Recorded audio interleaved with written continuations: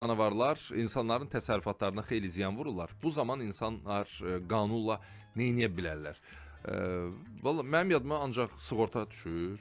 Belə deyək, canavar ölkəmizdə biraz həssas mövzudur. Çünki əlbəttə tarix boyunca bizim olduğumuz zonda canavar olub və tarix boyunca canavar qoyuna, quzuya, ev heyvanlarına zərər verib. Bu hər zaman bir konflikt olub, bu qaçınılmazdır.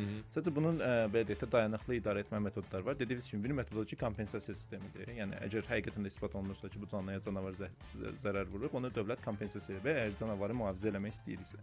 Əslində bu mexanizm daha nadir növlər üçün aparılır. Yəni onu deyim ki, məsələn insanlarda bəzən səhv məlumat var, canavar qırmızı kitabda deyil. Bir çox insan zənn edir ki, canavar qırmızı kitabda olan növdür. Amma bu o demək deyil ki, qırmızı kitabda deyil. Düşək hamısını ovlayaq, qıraq. Bax mən misal verdim ki, canavar olmayanda nələr baş verir. Yəni Amerika misalından dedik ki, meşə ekosistemi üçün nə qədər vacib bir canlıdır. Eyni zamanda ölkəmizdə də yəni yerli ot yenidən idarə olunmasının əsas yırtıcı odur. Bizdə vaxtilə pələng olub onun nəslini tükətmişik. Bəbirin sayı çox azdır.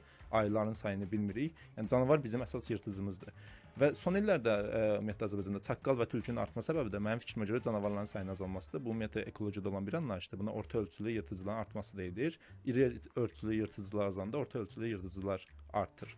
Əgər biz insanlar üçün də bayaqçı sualı qayıtsaq vətəndaşın verdiyi, canavarın o halda ovuna icazə verir ki, insana zərər verdikdə, bu yəni qanunla tənzimlənən bir şeydir.